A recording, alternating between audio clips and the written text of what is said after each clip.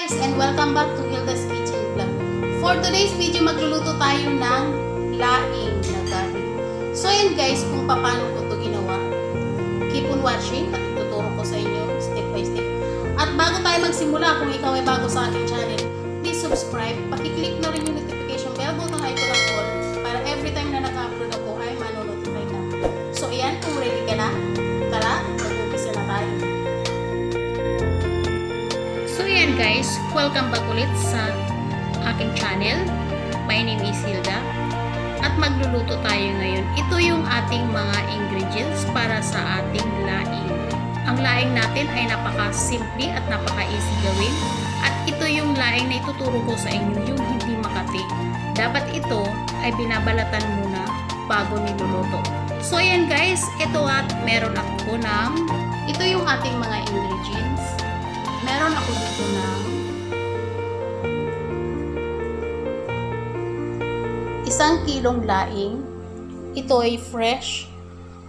Tinanggalan ako na mismo ang nagtanggal ng kanyang balat.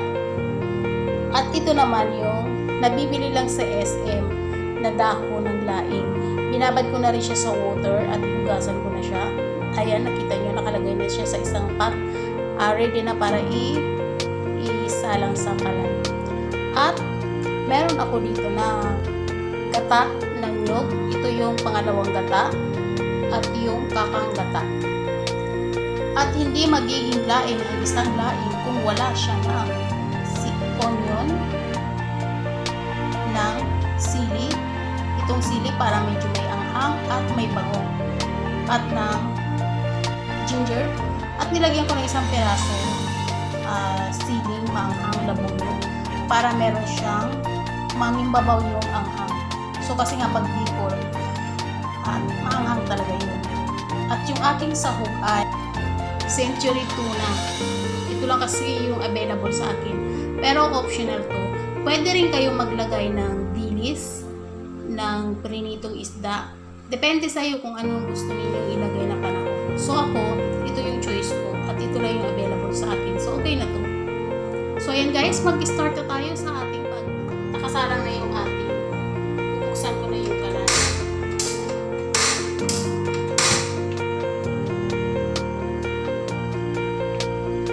Akin muna siyang pakukuluan o matanggal yung katas niya sa kanyang sa ating gulay.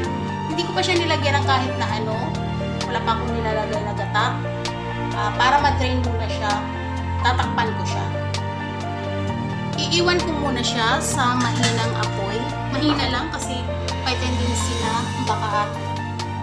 baka masunog yung ating niluluto. So, yung purpose nun para medyo lumambot na siya.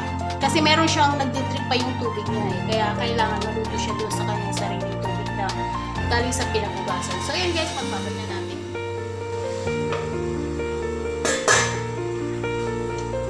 At bubuksan lang natin ng konti. So, okay na siya. Ilalagay na natin yung ating pangalawang gata.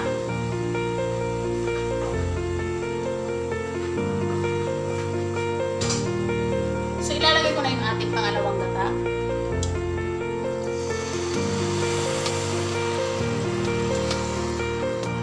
Medyo marami-rami kasi mag-i-dissolve pa niya yan.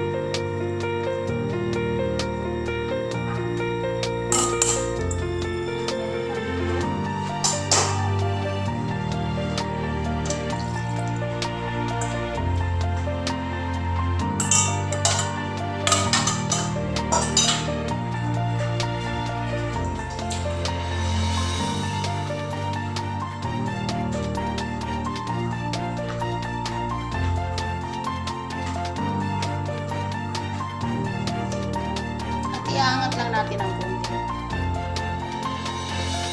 para yung nasa ilalim umakyat at pantay na maluluto. So ngayon guys,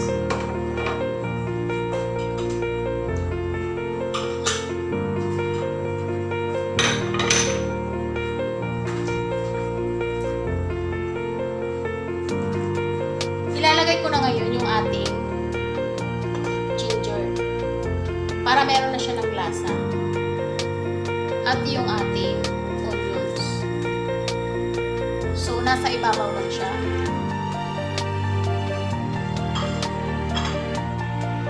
At maglalagay na rin ako ng konting salt. Konti lang muna, baka sumobra. At ng ating seasoning granules. So, ito guys, optional. Bahala kayo kung ayaw nyo maglagay. Pwede rin naman.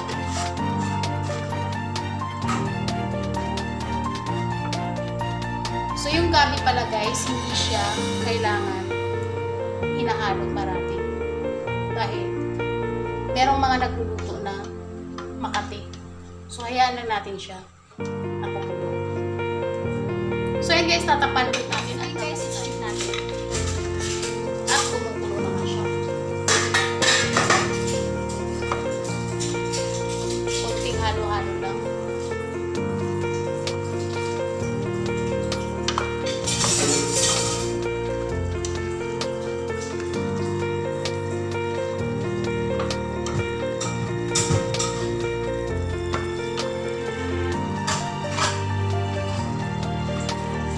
Tatakpan natin siya.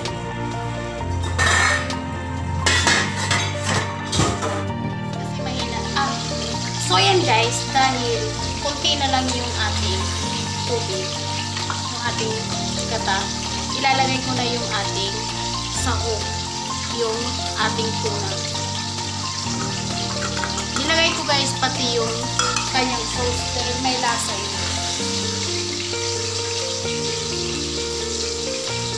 At hahaluin lang natin.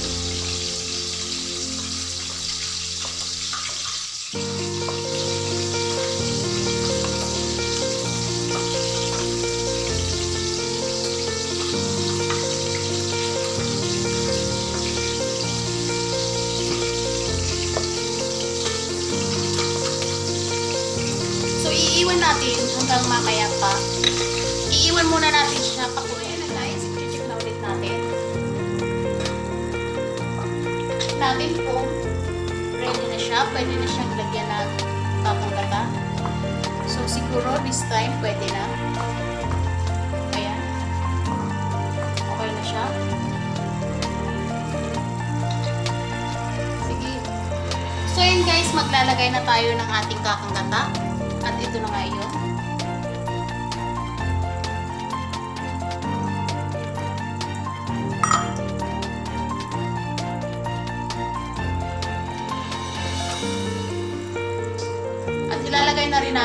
Ilalagay na rin natin yung ating green chilies.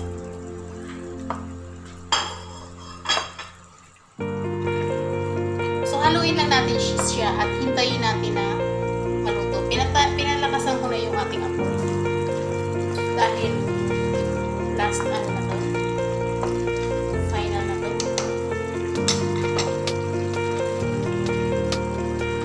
Maglalagay pala ko. So, yun guys, titikman na natin. Okay na to.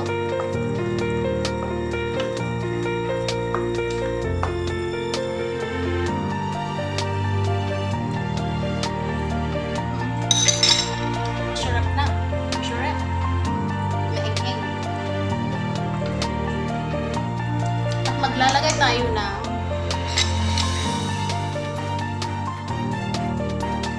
bing bing bing. Naglagay na ako ng spring onions.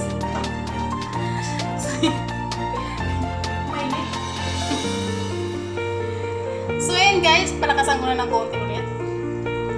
So, ayan guys, bago tayo magtapos, kung bago ka sa channel ko, please subscribe. Paki-click na rin yung notification bell button icon ng all para every time na nag-upload ako ay mano-notify ka. Paki-follow na rin ako sa aking Facebook page, Hilda Kitchen Vlog. Maraming salamat at sana magkita-kita tayo ulit sa susunod kong mga video. Bye-bye! Paki-like, comment, and share.